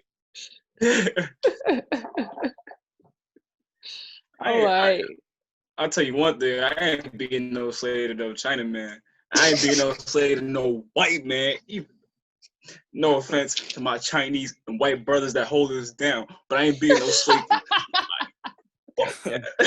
you already know where I stand. My volatile ass, I'm probably gonna end up getting shot or something because I'm not don't say that. I'll be like, nigga, what? I'm gonna fucking try and walk out the store perfectly fine, and something's gonna switch in my head. I'm like, you know what? I think I got time today. That's how you ended up down there walking around in that march. You was like, I think I got time today. Yeah. Oh man, the funniest part was after, because it was the longest I think I've ever walked in my life. I think I walked almost 10 miles. It was like 8.6 or something like that. And I'm big. I'm fat. So we started walking back. I'm like, oh man, we got to walk back to where we came from. So we started getting back to where they originally all the races was. I'm like, damn, yo, if anything happens, I'm getting parked. Like, because my feet hurt, my hips are hurting. Like, I can't do nothing. My leg was locking up on me. I was like, oh my God, this is not good. Got one good haymaking. If that don't hit it, God bless. Nah, yeah, I was looking for bricks. I was like, nah. Working that cardio, bro. I need them to go down. I need them to go down and stay down. Yeah. Oh man. So going forward, how do you think Black people should deal with interracial conflict? As far as a situation like Ahmaud Arbery or, like a George Zimmer and Trayvon kind of thing, where it's not necessarily police, but it's just a white person or somebody else of color, Oh, okay. Well, you have to like, you mean if we're actually present when it's happening, or you mean dealing with the after effects of something that we wasn't able to change? The latter. The latter. Just make sure that they get prosecuted to the fullest extent of the racist law. So nothing. All right. So look. I was gonna say suspended with pay. Okay. So my thing is this, and this is gonna get a little militant, but whatever. It is what it is. Boy. I think that we need to understand that we've set a very bad example as Black people for how outsiders can treat us. There needs to be consequences for when somebody harms one of our own, murders one of our own, disrespects our women, kidnaps our children, any of that. There needs to be swift and we need to make an example out of niggas. Every other race does it. A certain group that shall not be named because you can't say anything about them or else you'll get suspended or whatever or scrubbed off the internet. I believe it was in the 80s. A police officer killed one of those people in New York City, and they all came deep and raised hell.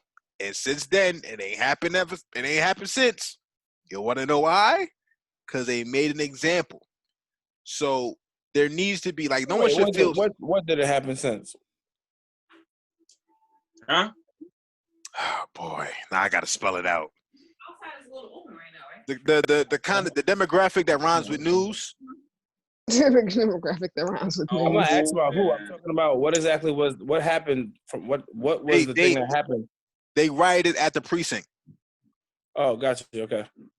No, not that. Not what happened afterwards. I'm talking about what was the thing that happened that caused them to riot. A police officer killed somebody of that demographic, right? And the community wasn't having it. Right. They pulled up to the precinct and raised hell, waged war. I'll be looking that up. And I guarantee you that they also filed some paperwork. They sure did because they got their some own lawsuits. Yeah, exactly. They put some lawsuits out there, sent in some paperwork, and was like, "Hey, y'all fucked up. Really, y'all can't do that shit, or y'all gonna get taken to the International Criminal Court, because that's where Black people need to start figuring out how to take, when people commit crimes against Black people, how do you take them to International Criminal Court? Because you can't do anything in the U.S. because we know the U.S. is racist. So how do we get to the International Criminal Court? But these are the questions that we don't ask because we don't know. Diplomats, I guess, right? I don't know. Well, yeah, like ties. What is Joel Santana going to do at a time like this? No, we need Ja Rule. Where is Ja? Where is Ja? No, but that's definitely a thing. And, it's who, with the international thing, who would be the one that's enforcing this Marshall, yeah. You know what, man? It just needs to be somebody, and it's like a hard thing to ask, who just be willing to throw their life away, probably, because there's no reason somebody couldn't just pull up in the courts or something, or just when he's walking around on his Zimmerman and just blow his shit loose and just know that he's gonna spend the rest of his days in jail or he's gonna die. He'd be like, we need martyrs. Like, there's martyrs in every other culture, every other race. Like, we might just have to I don't know, it might be a group or some type of. Listen, they've been in Afghanistan, Iraq, fucking chasing and killing martyrs for 20 years now? Yeah. Like, it's martyrs. I mean, like, it comes down to that, though. I mean, honestly, depending on how you choose to fight, it depends on how you choose to fight, what battle you choose to fight. But for some people, it's going to come down to that. Like, if you really, it's going to come, are you really ready to lose your life or give your life for it or not? Like, but you choose your battle. You choose your battle. Yeah, I mean, these protesters in some of these areas where there's more violent cases happening. Like, you can say that some of them are martyrs because police are shooting protesters in the head with rubber bullets that could do permanent brain damage. Yeah, I've seen a picture. That's clearly they are. You know what I mean? That's close enough to death to me, if you ask me. Doing permanent brain damage to somebody's mind state so that they can't be the same person after they come out of these situations. That's death.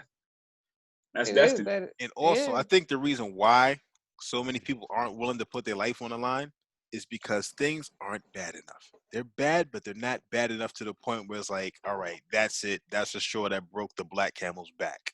But what would they be doing it for, too? Because we still don't have a set point. We still don't have a set thing. So you would just be martyring for the sake of martyring, but not know this is what we're going for. This is what we're going to get. So you're dying for this cause. Instead of a t-shirt and a hashtag. Yeah, exactly. Well, yeah, right, absolutely. If anybody's going to be willing to do that, let's just use that for example, since I said it already.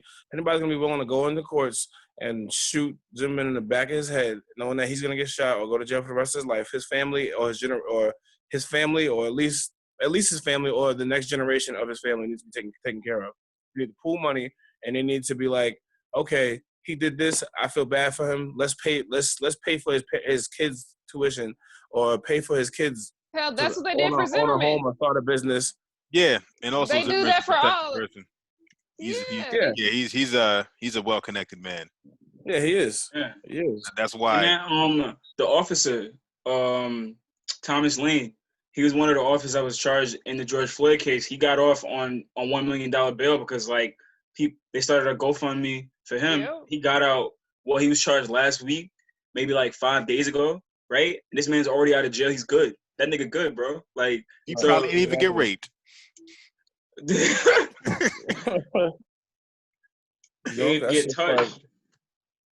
But yeah, that's what we Black people are really starting to try to learn how to actually function as a community, as a unit, but we're trying to do it on this large mass scale. You know what I mean? Most people's first time through, you know what I mean? This happens once every other generation where people kind of really come together to try to do something. And you can't do it on a mass scale all at once. It's too scatterbrained. And it's too scatterbrained, and that allows for the infiltration. If something is that well organized, that big, that fast, it's a plan. Like, you know it's a plant, because where else did it come from? You know what I mean? Like, it didn't come from somebody over on the East Coast and spread like the Black Panthers did and spread to the West. No, look, niggas can't even plan a family reunion. But all of a sudden, the revolution is just like here today with bricks. My revolution, and I want it now. That's gonna take time. And like, honestly, I already see niggas falling off. Like I see people falling off. Like, all right, I posted my black square. Oh, okay. Like, yeah. All right. I signed 2 petitions. Like, I'm good. Man, the world's gonna change now. I'm Barack Obama now. Like y'all free yet? I'm niggas Jesus, free yet? I'm good. Y'all niggas free yet? Hey, did he get justice yet? I took 1 minute to sign that petition. Man, right? Nigga. That's the other thing. Now, I done seen like all these protesters been going to jail. They got medical bills. Now they trying to do GoFundMe and raise money for these niggas. And I'm like, y'all are steady taking funds out of the community for this peaceful protesting that's going to get y'all what? And then you are asking these same people to give you money to help get these people out of jail. Like, because you went out there and got the head cracked for nothing. Yes. And I'm so we need a better strategy. Your grandkids. Yeah. I'm like, I get it. I'm all for it. Like, I don't care. I mean, we burn down whatever if that's what you feel is gonna get your stuff together. But like, what is the plan, y'all? What's the end game? What's the end game? And like, what are the demands and what are y'all building towards? Because otherwise, you just like throwing a tantrum. Rebels without a you're throwing a tantrum. There you go. Yes, I'm not gonna lie. That's how it felt when I was out there. When I was out there, it felt like there was a bunch of kids just throwing tantrums, and I wanted to see it. I wanted to experience it for myself. I'm not gonna say I'm not gonna go back out there because it was a really good feeling. I think I might be able to meet some people out there who you could like talk about something real and actually be consistent, because that's only one of my flaws is being inconsistent. Sometimes you know what I mean. I just get lazy. I fall back into my little world, and I'm like, you know what, fuck it. And I'm tired. It's tiring, and it's honestly mentally draining when you care about shit like that so much to watch it all the time. It's like it's draining. Yeah. It really is trauma. Your head. It's traumatizing, yeah. And it's not something that's immediate. It's just like just over and over and over and over and over again. It's like it can't, and that's another reason why they do it. Like it's trauma. They're like trying to trigger Black people, right? They're intentionally triggering Black people by showing this trauma and promoting this trauma and just talking about it. Because y'all act like y'all ain't been killing Black people forever, but now all of a sudden y'all want to talk about it. Y'all want to kneel for it. Y'all want to wear fucking kente cloths. Y'all want to compare. Like, get the fuck out of here. Like, if y'all really cared, this shit would have been done changed by now. So stop playing fucking games. It's not that hard. Yeah, it's really not that hard. Stop playing games. You know, all that stuff, all that fake allyship is only gonna play further into that narrative and fuel that narrative of white saviorhood, which is another problem that we deal with in America. Like, yeah, exactly. Oh, look what the white man. You know what? That white man really all right. A motherfucking white person throwing a dashiki, and all of a sudden you think he's down with the cause. Fuck out of here. Harambe! Harambe! Harambe! Take that kente cloth and choke you, nigga. How about that? What's that lady's name? That councilwoman's name? Okay. What's her name? Nancy. Oh, fuck her name. Nancy Pelosi. Yeah, isn't that her that went out there with the African garb or whatever? That you probably got that was made in China, probably. Probably. Yeah. Man, she probably got that from Howard Dollar. So, so y'all just still taking shit from Africa, huh? Just go, yeah. See, we can loot too. Yeah. Yeah, who y'all think y'all learned it from? We the best looters that ever been known. You know what though? Honestly, I'll give that to them. I'll give them that a little bit. Not her, but like just an average white guy who really does care. It's like they don't know what to do because you look at them and they'll be like, "What? I put the dashiki on. What else do you want from me?" Like, yeah, like there's a lot of white people that are just actually confused. Like they really are. I don't understand this. That's all. You know why? Because what a lot of white folks, what they do is not. I can't even just put it in white folks, but for the most part, generally that's what they do. They project how they feel, and it's like, well, if I do this, I would react this way, so I'm going to go ahead and do this instead of listening and actually trying to understand. It's like they just like, all right, you know what? I'm gonna go to the black barbecue and I'm gonna talk about a whole bunch of things, and then I'm gonna go home. I'm gonna feel good at night that I did my 2 cents. Like, so can I say it now? Can I say it? Can I I'm say gonna it? say it. Like, Just once.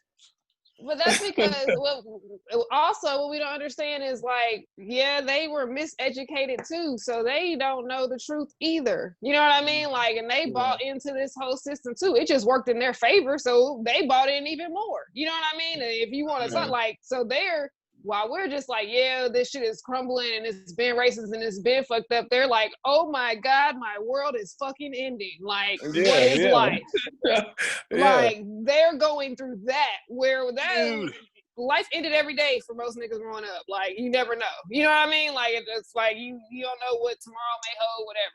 But this is like new for a lot of them. Like, the world's not just. And holy cheese and crackers.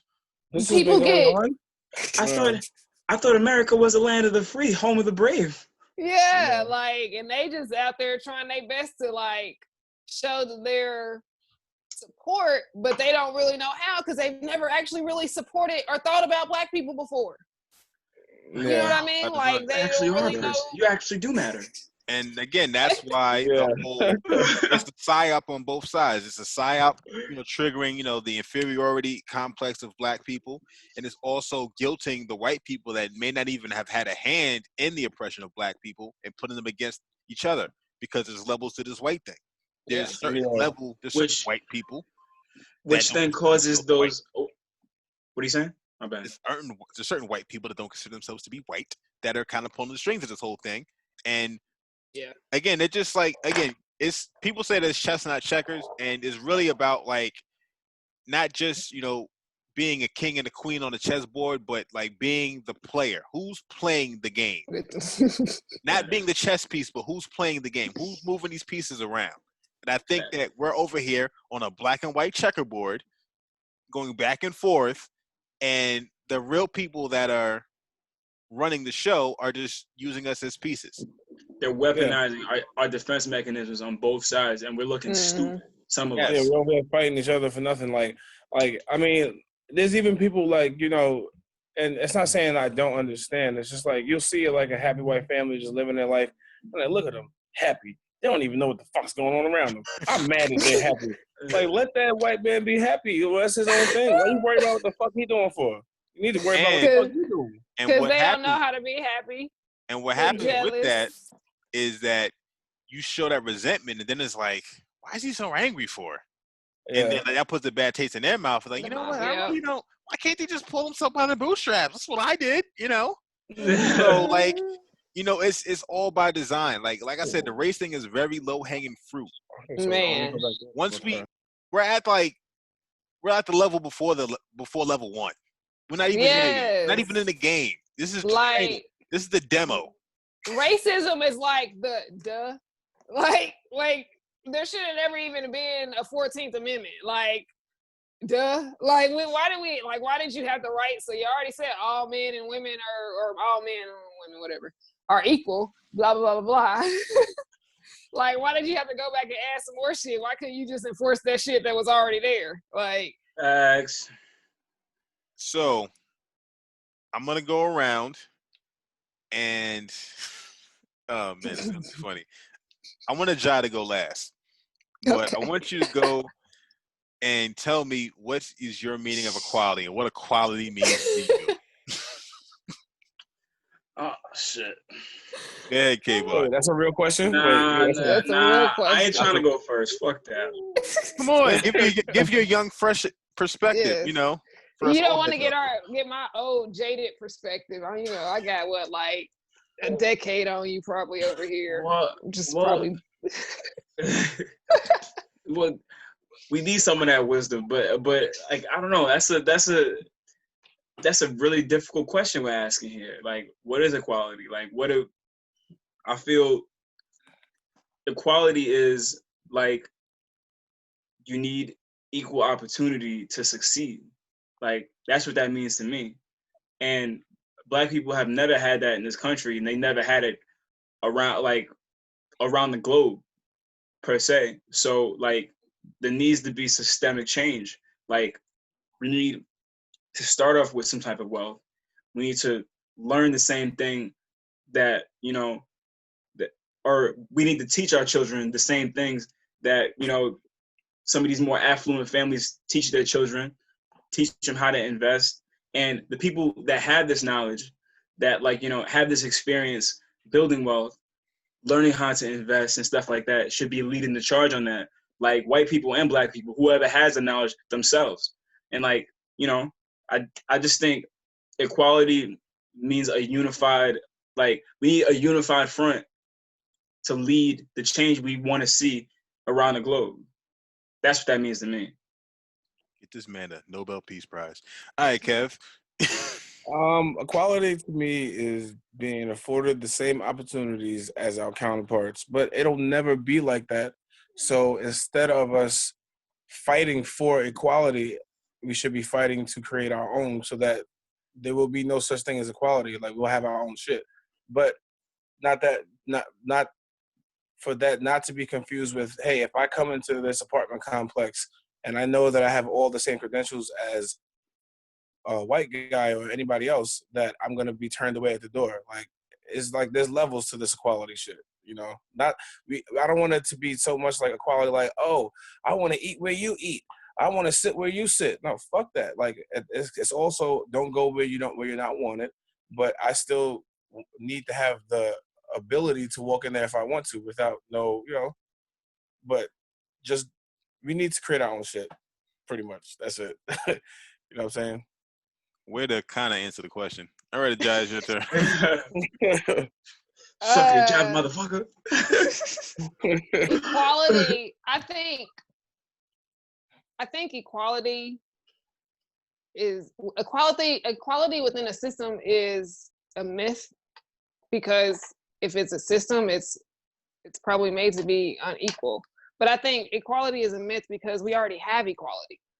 We were all given the same senses to a certain extent, the same everything to create the world that we want to see. So we have equality, but we give up our equality to try to fucking be a part of somebody else's system in a game that we don't play very well. You know what I mean? Like, so yeah, I think you said that way better than I did. So, and you know, so equality, we have equality. Equality is being born on this fucking earth with the ability to do whatever the fuck you want to do. What do you choose to do? So, in my mind, equality is just like perfection. It's a construct. It's something that you can always strive for but never reach, and that's by design. Because if we're getting this equality, when not everybody's created equal, like some people are better looking than others, some people are better at doing things than others. My right hand is a lot stronger than my left hand. I mean, I'm not even equal within myself. So the whole concept of like equality is a farce to me, and it's just something, again, like those very vague, non-intangible goals that, you know, will just keep people like spinning their wheels.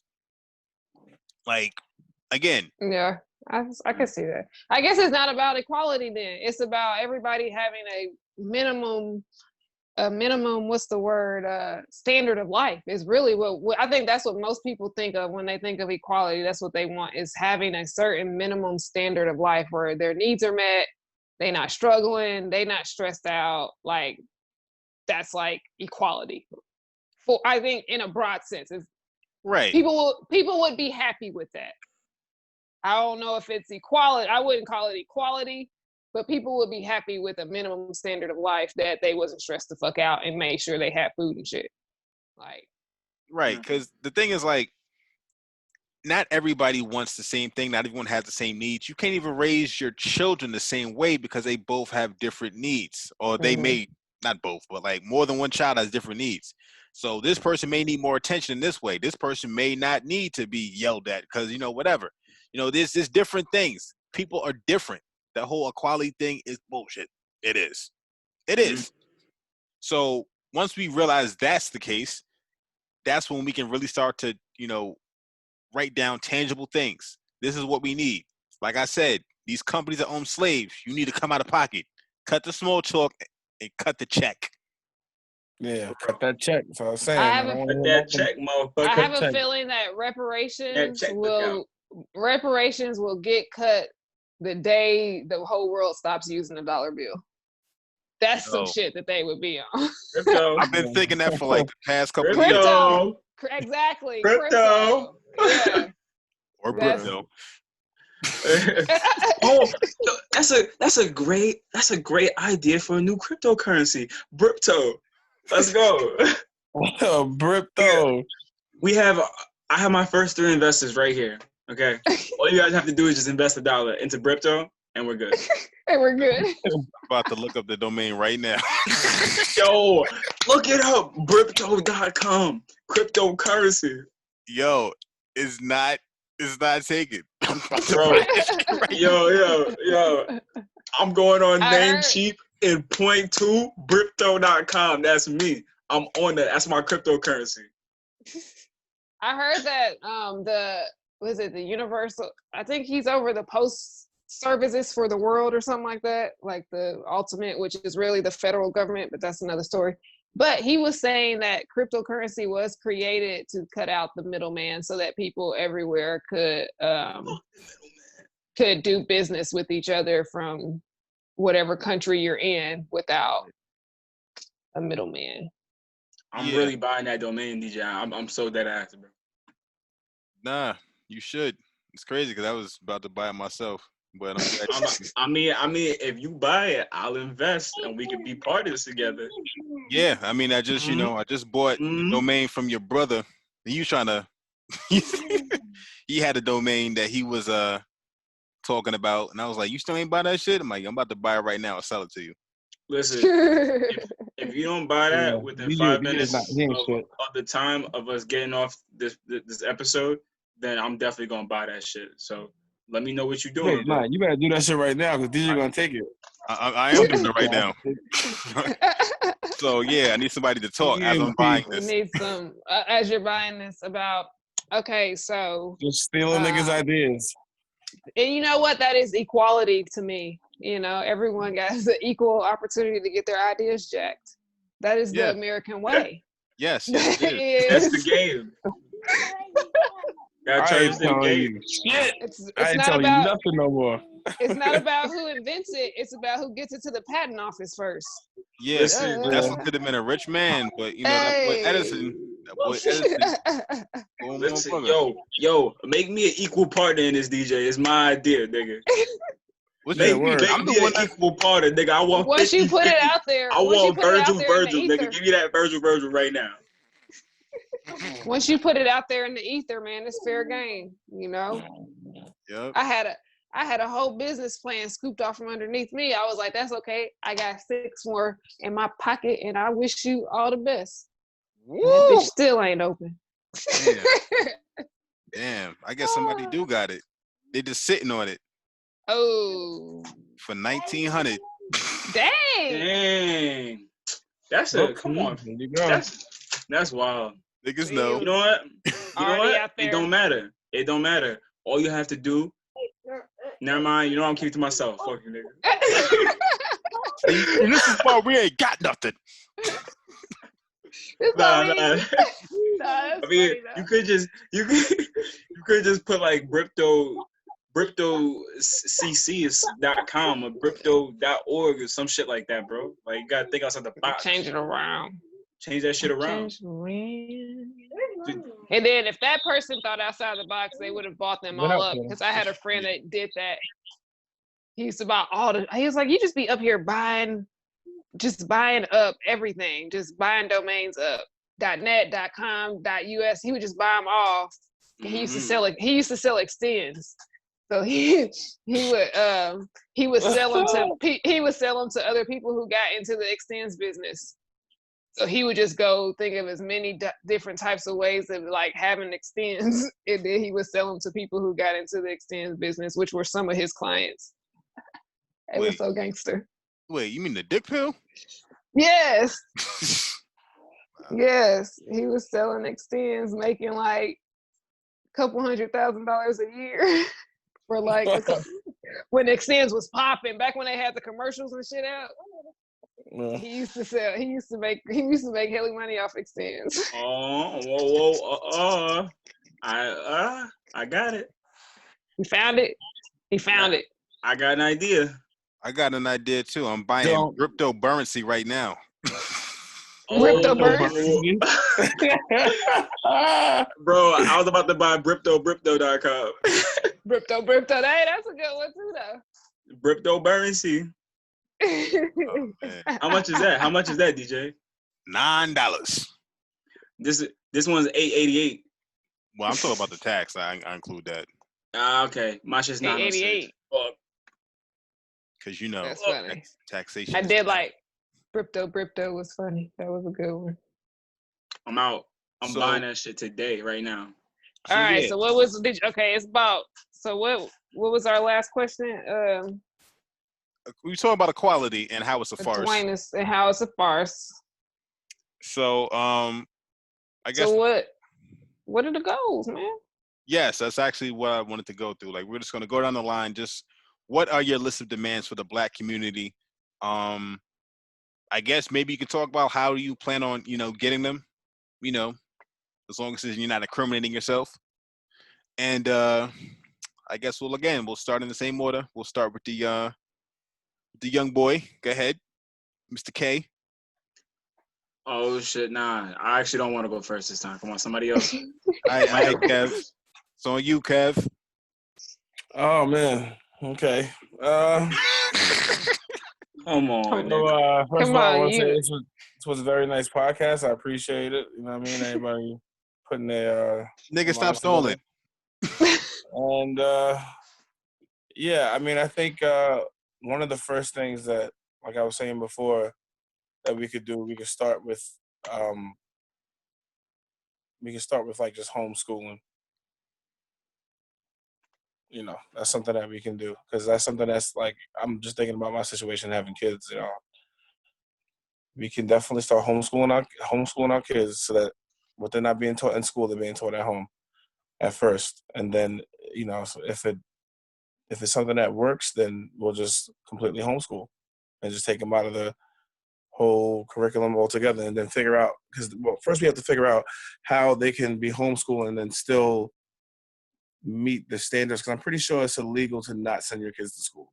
You have to have some sort of, it has to be credited or something. So I have to figure out that, number one. I think Ajaya knows that. Oh, you wasn't trying to talk about it? Did you see my face? No. I was just, I'm out there. But it works. But yes, I agree. Go ahead. Homeschool. Was there more, Kev? Huh?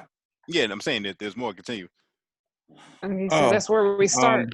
That's where we start. That's where I think we start. And I always believed in, getting out there and, the voting booths and getting the people that we think that have our best interests at heart for now, and voting them in office locally, getting out in local elections. Okay. Was anything else? No, I'm good. All right, Kavohn. Okay, so I just purchased my domain. Can we repeat the question in as many and as few words as possible, just to save time here, just so I could formulate my answer the best way I could. You know what I'm saying? Like, I'm just out here trying to do my thing, like trying to multitask. You know what I'm saying? Like, it's a man on a mission, multitasking. Nah, just your list of demands. Brypto. What y'all saying? Just your list of demands, like basically like the final point. What are your list of demands, and how do you plan to achieve those demands? Oh, defund the police. That's first. I want to defund the police. Where you gotta do that is speak to your local elected officials. I mean, this might sound crazy in itself. Shit, speak to the police department in your area and see like what kind of people you're dealing with. Like, go actually try to send emails to the police chief, to the elected officials, to see what, I know we're trying, we have to have self-sustainable communities, but the best way for us to do that is to learn from our oppressor, right? Right? So I think like we have to include people on the other aisle just from a knowledge standpoint. So it's important to keep them involved. So and when elected officials go over their budgets, you know, we want to be able to see it laid out in a simple way that, you know, all the citizens within the county, within the town, whatever it may be, understands how things are split up and where it's being divvied to, like specifically. That's really important, because once people see that, they'll be like, wow, like this doesn't really seem fair to people around my area, or people of color, Black people, and that might galvanize them to actually want to do something about it, instead of just sitting back in their ass and like, all right, well, I'll let the government handle it, because we've been doing that shit for years, and look where the fuck we at. I mean, shit's getting like this much better, like you know, over time. But if we want shit to change, we got to do it ourselves, right? So, and that will pretty much in itself, like, that'll help the housing situation we're dealing with, education situation we're dealing with, help us get affordable health care. Yeah. I don't know if I missed any points there, but fuck the police.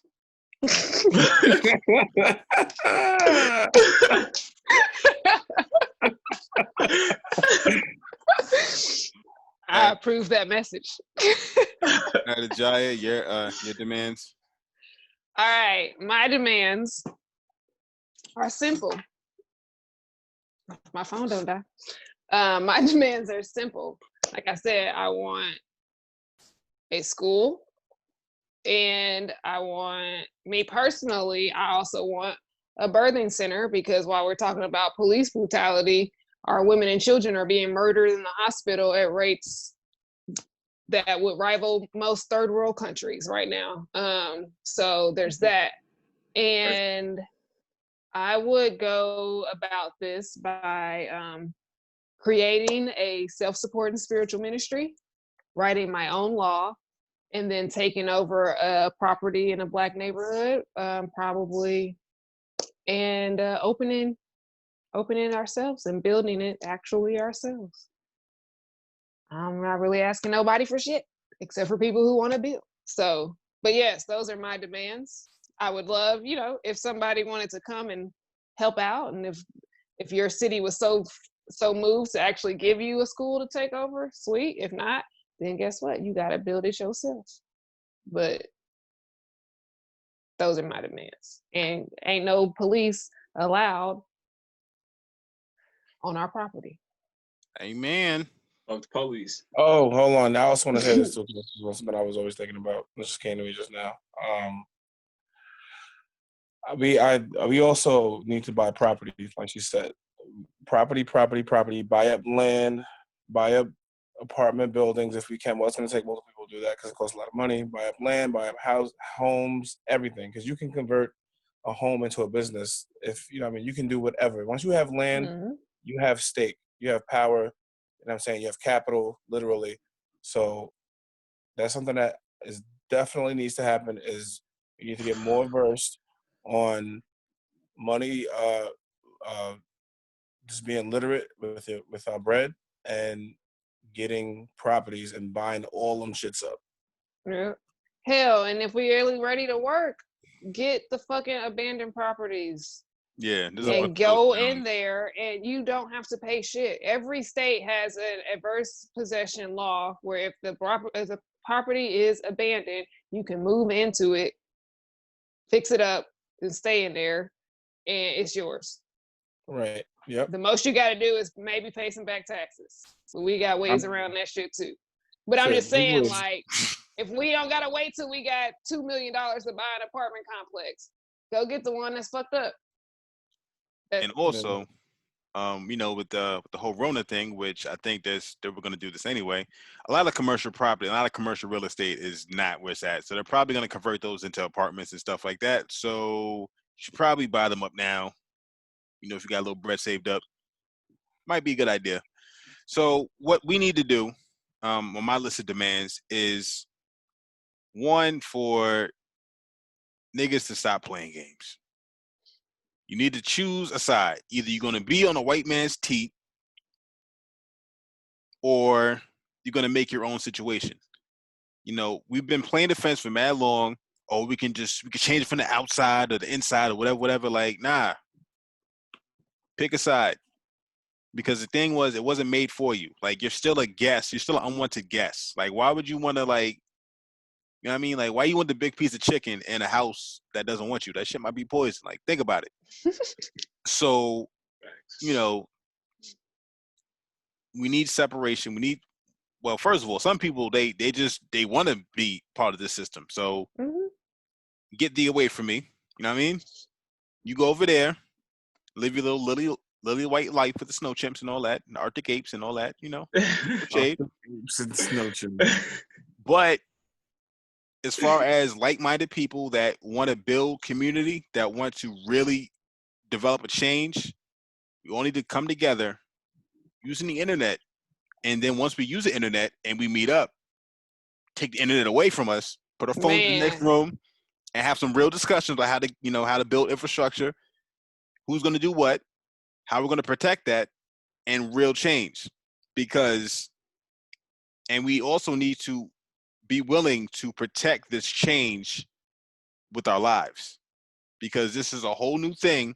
And if you've ever been in an abusive relationship, it's a weird situation, because yes, this person that says they love, the same person that kisses you was hitting you, and they keep a power over you because that's what they get off of. They get off on the power that they have over you. That's why, like, when you leave, they're like, I'll kill you, because, like, you're the only thing in my life that I can't control. At the same time, the person that's being abused, they know that subconsciously that they need them to be subjected to them, because that's what finds fulfillment. And I think that Black people realize that the white man, the system, needs an underclass. They need somebody to prey upon. They need somebody to take advantage of. The 10%, the 85% of the deaf, dumb, and blind, and the 10% are the bloodsuckers of the poor. If there's no poor to bloodsuck, what are they doing?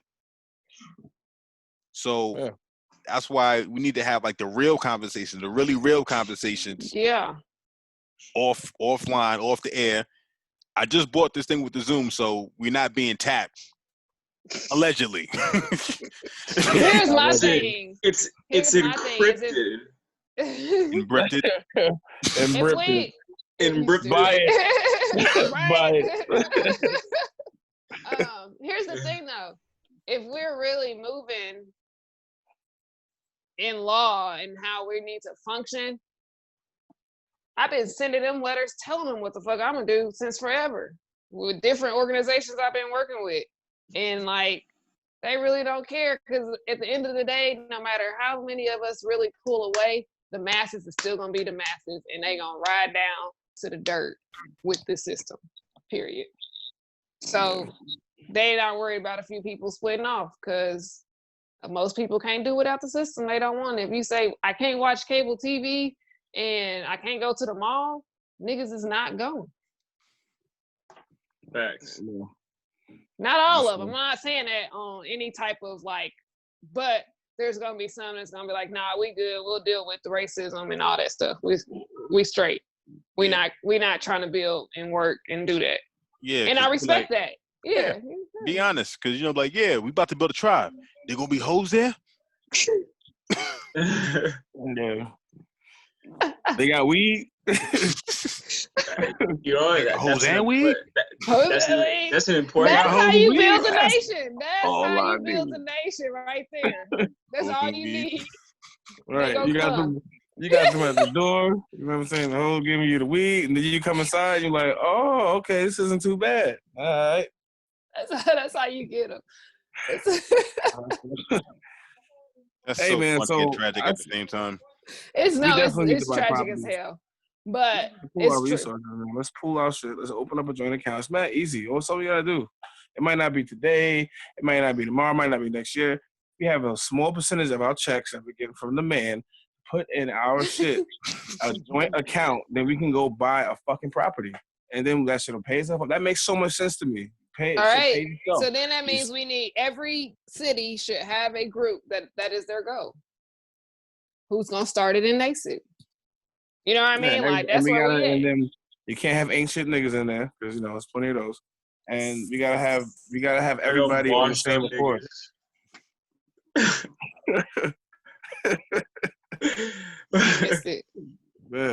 Yeah, I mean it's clear as day what needs to happen. It's just a matter of who's going to be the first one because niggas hate being the first one. They want to be the first one to hit shorty around the way. I'm gonna be the first one to turn out. I'm gonna get her. Yo, my nigga, I'm gonna get her. They want to be the first one with that, but when it comes to something that's substantial, something that has like a higher risk tolerance than they're used to, then it's like, I don't know. Mm-hmm.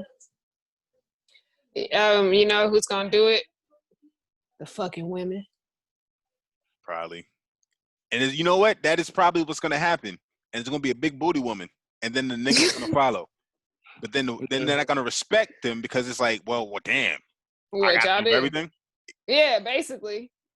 Nah, I think it's gonna be women, and it's probably already being done. And when people need it the most, it's just gonna be like, and there they are. They've been working behind the scenes the whole time. Like, most likely. Allegedly. I'm just saying. Allegedly. All right, so about to wrap this up. So where can everybody find y'all? Mr. Couch Time. You can find me on Instagram at Kavohn.d, like John, KVOHN.d. Or you can find me at my business page, Couch Time with K, where I do my podcast.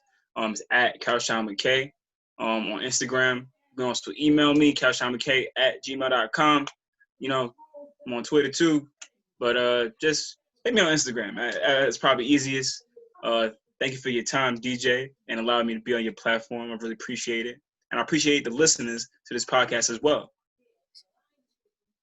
All right, Kev, where the hell can they find you at?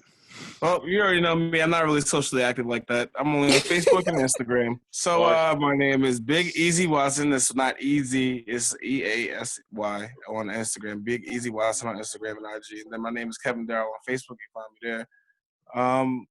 Yeah, you know, that's it. Did you say Big Easy Washed Man? Yeah. Big Easy Watt. WATSON. Watson. Time. I'm done. All right. And Ajaya, where can they find you at? Listen, I currently have said fuck social media because I can't take all of the talk. I can't take all that energy. I don't like that shit. I be getting real frustrated. But I am Ajaya Divine on all platforms. You can get my website, ajayadivine.com. My podcast, Infinite Beings Unite, and my YouTube. I'm about to be living on podcasts and YouTube because I don't like social media. It makes my heart hurt and my head hurt. So I'm currently looking up if Infinite Beings Unite, that domain is taken. Yo, you know what? You don't need to say nothing. I was getting ready to say, you don't need to say nothing around DJ. Listen. I'm just going to add a page on my personal page. Yeah, I'm definitely with something. He going to be trying to get all my little names that I could buy because I haven't bought a domain for it yet. I'll be like, listen, we private. We don't got no domain, bitch. Catch me certified mail. So you can find me where you found me at. Yeah. In the gutter. We on Spotify, we on Apple Podcasts, and we are on YouTube. So like, subscribe, slander, cancel me. It is what it is. And we are out. Slander me.